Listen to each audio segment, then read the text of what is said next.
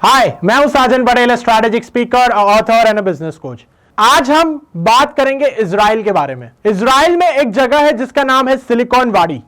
Silicon वाडी and silicon valley, ये name derive ही silicon valley से हुआ है। तो सिलिकॉन वाडी के बारे में हम बात करेंगे कि सिलिकॉन वाडी है क्या and how it contributes to the growth of Israel. अब हुआ क्या, सिलिकॉन वाडी के बारे में कुछ ब्रीफ देता हूं पहले मैं आपको।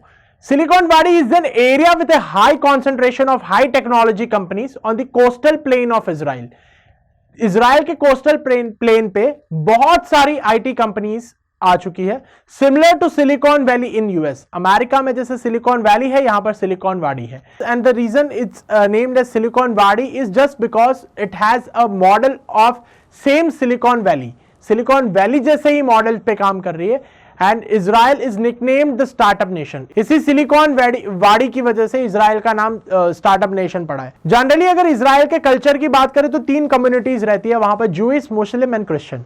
जूइश, मुस्लिम एंड क्रिश्चियन, ये तीन कम्युनिटीज इजराइल में प्रिवेल करती है। इजराइल के पॉपुलेशन के बारे में बात करें तो 90.5 लाख पॉपुलेशन, यानी कि 1 करोड़ लोग हैं इजराइल के अंदर। 50% ऑफ द पॉपुलेशन जो उनकी वैलिड एज पॉपुलेशन है वो आर्मी में सर्व करती है। All citizens above 18 years mandatory go for army. Army training में जाना मैंडेटरी है 18 साल के ऊपर वाले लोगों के लिए। वो आर्मी बाद में ज्वाइन करे ना करे that is secondary, but army training में जाना मैंडेटरी है। Israel is one of the biggest exporter of arms and ammunition. पूरे वर्ल्ड में आर्म्स एंड एम्युनिशन इजराइल से ज्यादा एक्सपोर्ट कोई नहीं करता। Israel's innovation authority puts 4% of the GDP in innovation. Israel की इनोवेशन अथॉरिटी बनाई हुई है, इजराइल इनोवेशन अथॉरिटी के नाम से। वो अपना 4% जीडीपी का इनोवेशंस में हर साल डालती है, 4% of GDP. Why Israel is the startup nation? क्यों स्टार्टअप नेशन क्यों कहा गया है? बिकॉज आज की डेट में भी इजराइल में 6000 प्लस एक्टिव स्टार्टअप्स है। एक्टिव स्टार्टअप्स मतलब सक्सेसफुल स्टार्टअप्स की बात करें तो। इजराइल के लोगों को इंटेलिजेंट कहा जाता है, लेकिन इजराइल के लोग तो इंटेलिजेंट है ही, बट उसकी government which is Israeli government is super smart government. Super smart government क्यों कहा जाता है? इजराइल की गवर्नमेंट को हमेशा सुपर स्मार्ट टर्म दिया गया है। क्या किया ऐसा गवर्नमेंट ने जो उसको सुपर स्मार्ट कहा जाता है? पहले अपने सिटीजन्स के लिए परफॉर्म करने के लिए एक पिच बनाया उन्होंने। क्या किया? अपने सिटीजन्स के लिए परफॉर्म करने के लिए एक पिच बनाया। क्योंकि छोटी कंट्री है, उन पे अटैक्स होते रहते हैं, बहुत सारे पॉलिटिकल डिसबैलेंस है उस कंट्री में, ठीक है, उनकी लड़ाई होती रहती है। बहुत सारे अरब्स है जो उनके आसपास पूरा बॉर्डर लाइन पे रहते हैं, तो उनकी बहुत सालों से लड़ाई चल रही है। सो बहुत डिसबैलेंस है पॉलिटिकल, उनका political status. So if we talk about step 1, उन्होंने क्या किया? सबसे पहले इजराइल ने क्या किया? सब कंट्रीज के पास जाके बोला, तुम हमारी कंट्री में आओ, हम तुमसे कोई रेवेन्यू नहीं लेंगे, हम तुमसे कोई रेवेन्यू पे टैक्स भी नहीं चार्ज करेंगे, हम तुमसे कुछ भी चार्ज नहीं करेंगे। आप हमारी कंट्री में आओ और अपना प्लांट सेटअप करो, अपना R&D रिसर्च सेंटर, अपना प्रोडक्शन, अपना मैन्युफैक्चरिंग हमारी कंट्री में आके करो। पहला स्टेप इन्होंने क्या किया? तो कुछ कंट्रीज जैसे कि चाइनीज कंपनी में से वो अलीबाबा को लेके आ गया, कैम चाइना को लेके आ गया, हुआवे को लेके आ गया, कुंगशी Legend, Lenovo, Xiaomi, Skoda Auto चेक रिपब्लिक की कंपनी है, ब्लैकबेरी कनाडा की कंपनी है, नोकिया फिनलैंड की कंपनी है, उनको भी लेके आ गया।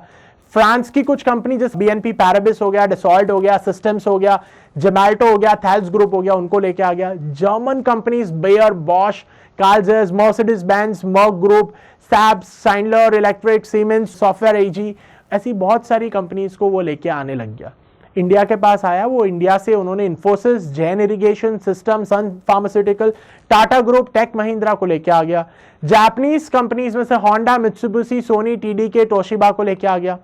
ये सारी कंपनीज को लेके अपने कंट्रीज में लेके आ गया और उन्होंने बोला सेटअप करो, मैं आपके रेवेन्यू पे कोई टैक्स नहीं चार्ज करूंगा, 0 टैक्स, कोई टैक्स नहीं है, आप फुल प्रोडक्शन करिए, मेरी कंट्री को कुछ नहीं चाहिए आपसे। तो नीदरलैंड में से कुछ कंपनीज को लाया, फिलिप्स हो गया, यूनिलीवर हो गया, रशियन कंपनीज कैपर्सकी हो गया, यैंडेक्स हो गया, लेके आ गया। सिंगापुर में MOB हो गया, सिंगटेल हो गया, ST इंजीनियर हो गया। टाइवान की कंपनीज विनबॉर्न को लेके आ गया। UK की company Arm Holdings, Barclays, ICAP, Micro Focus International को लेके आ गया। स्विट्जरलैंड की नेस्ले और सिंजेंटा को लेके आ गया।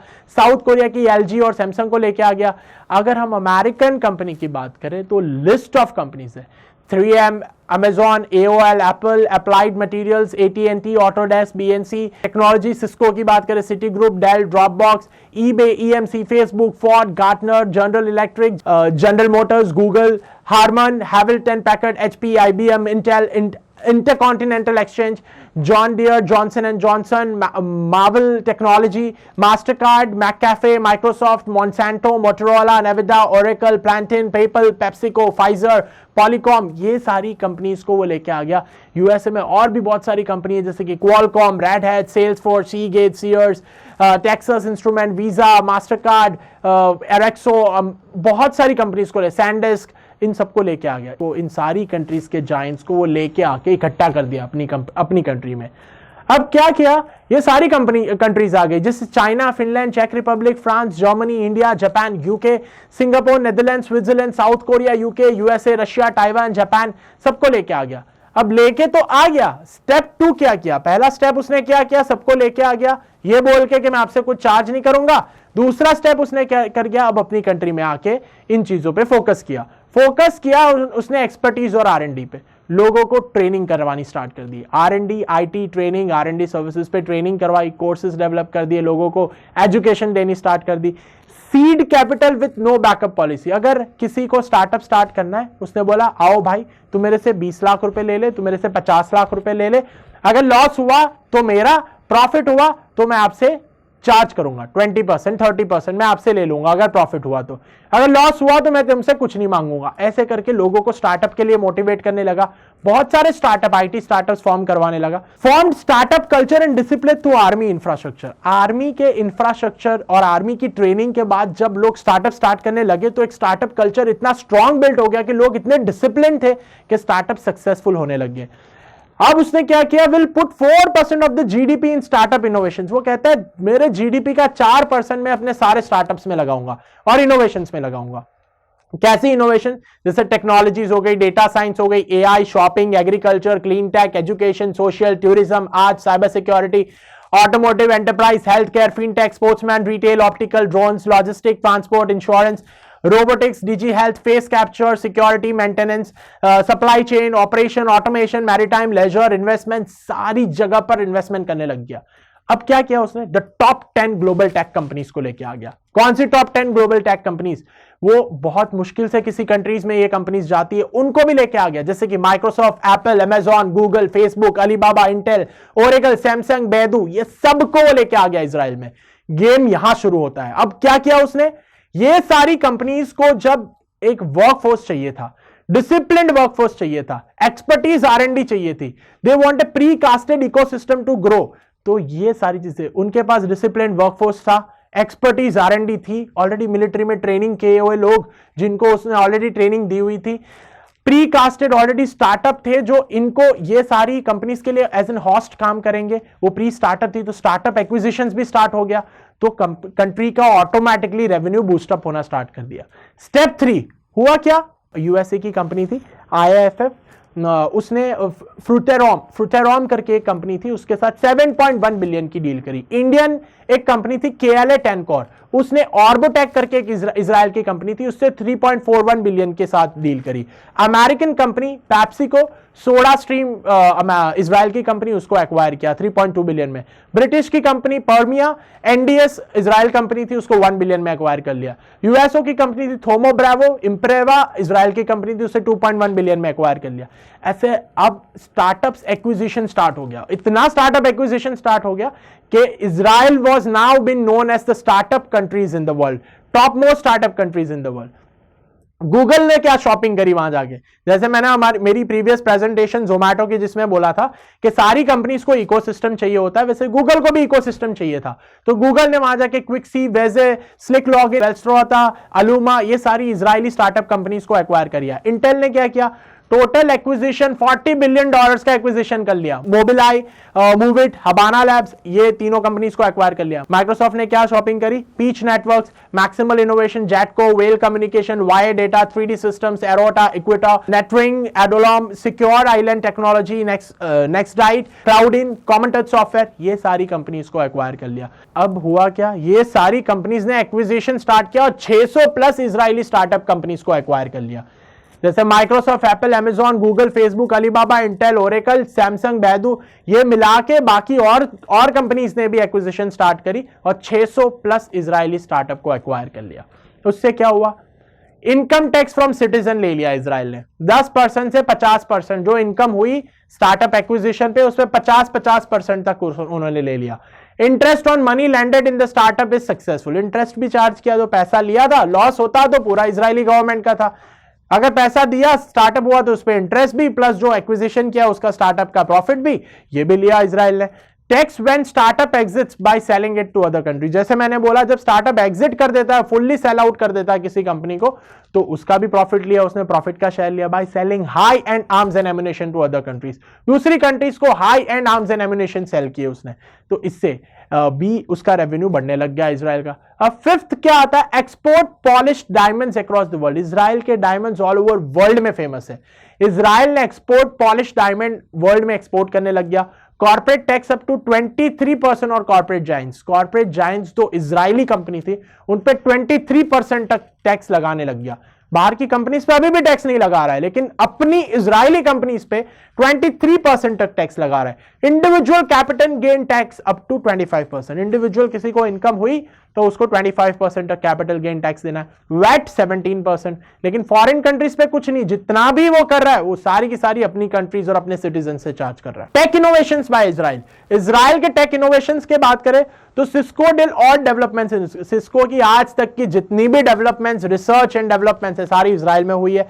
मोटोरोला का first phone was developed in Israel. USB port and USB was developed in Israel. IBM का पूरा आर&डी सेंटर इजराइल में। एंटीवायरस डेवलप इजराइल ने किया था। Biotech startup is all from Israel. Voicemail technology Israel ने लाया था। वाइप टेक्नोलॉजी जिससे हम बात करते हैं वीडियो कॉलिंग पे और हर जगह पे, वो इजराइल लेके आया था। नेटवर्क राउटर इजराइल लेके आया था। फायरवॉल इजराइल लेके आया था। ICQ the first global instant messenger Israel लेके आया था। Rooftop solar hot water system Israel लाया था। Iron dome rocket interception system, कहते हैं ना आयरन डोम जो कंट्रीज को प्रोटेक्ट करता है, चारों तरफ से कोई अटैक ना हो जाए, iron dome rocket interception system भी इजराइल लेके आया था। वर्ल्ड स्मॉलेस्ट वीडियो कैमरा जो स्वॉलेबल कैप्सूल के फॉर्म में जाता था, जो मेडिकल यूज के लिए आता था, वो भी इजराइल लेके आया था। So Israel has done lot of development. Israel ने इतनी सारी डेवलपमेंट कर दी, लेकिन अगर आप इजराइल के चैलेंजेस के बारे में सुनोगे तो आप सोचोगे कि इन चैलेंजेस के बावजूद इजराइल ने कैसे ये डेवलपमेंट करी। High cost of living, Israel में बहुत हाई कॉस्ट ऑफ लिविंग है। They are surrounded with Arab countries who envy them. Arab countries के साथ नाउ एंड देन उनकी फाइट चलती रहती है, अटैक्स चलते रहते हैं। तो आर्मी के फॉर्म में वो बहुत स्ट्रांग है, उनके एक एक सिटीजन को सबको आर्मी की ट्रेनिंग दी हुई है उन्होंने। लॉन्ग पॉलिटिकल डेडलॉक, बहुत लंबा उनका पॉलिटिकल डेडलॉक है जो आज तक ब्रेक नहीं हुआ है। And they are always on fight with the Palestine के साथ। अभी रिसेंट न्यूज भी आपने देखी होगी, पैलेस्टीन के साथ उनकी फाइट चल रही थी for a small patch of land on Gaza. Gaza पे एक समुद्र पट्टी पे एक छोटी सी लैंड है, उसके लिए उनकी फाइट बहुत टाइम से चल रही है, बिकॉज वो बहुत स्ट्रेटेजिक लोकेशन है जो उनको अरब कंट्रीज से जोड़ती है। So the major challenge in Israel is this. Countries who keep on attacking Israel are Egypt, Iran, Iraq, Jordan, Morocco, Saudi Arabia, Cuba. ये सारी कंट्रीज है जो उनको हमेशा अटैक करती रहती है। 22 countries have ban direct flights and over flights to and from Israel. Flight का आना जाना, डायरेक्ट फ्लाइट, ये कंट्रीज ने बंद कर दिया है। Afghanistan, Algeria, Bahrain, Bangladesh, Brunei, Iran, Iraq, Libya, Pakistan, Qatar, Morocco, Saudi Arabia, Somalia, Sudan, Syria, Tunisia, UAE, Yemen, Kuwait, Lebanon, ये सारी कंट्रीज ने डायरेक्ट फ्लाइट्स इजराइल पे बंद करी हुई है। उसके बाद भी इजराइल इतना ग्रोथ कर रहा है। सो की टेक अवे, अगर हमने इस वीडियो से आपका की टेक अवे क्या होगा मैं आपको बताता हूं। Despite such an unstable environment, Israel is number 1 in innovation. आप ये देखिए, इतना अनस्टेबल एनवायरमेंट होने के बाद भी Israel is number 1 in innovation. Highest number of startups है उनके। Among top 20 richest countries in the world, among top 20 Nations in the highest GDP, maximum startups in the world, biggest in the hub silicon valley after US silicon valley. US silicon valley के बाद Israel की silicon valley सबसे बड़ी जगह है जहां पर इतने सारे आईटी जायंट्स ऑलरेडी मौजूद है। Biggest high tech and arm supplier in the whole world. इतनी सारी अचीवमेंट्स करी हुई एक छोटे से देश ने जिसके पास इतने सारे चैलेंजेस है। So these are the takeaways from this video.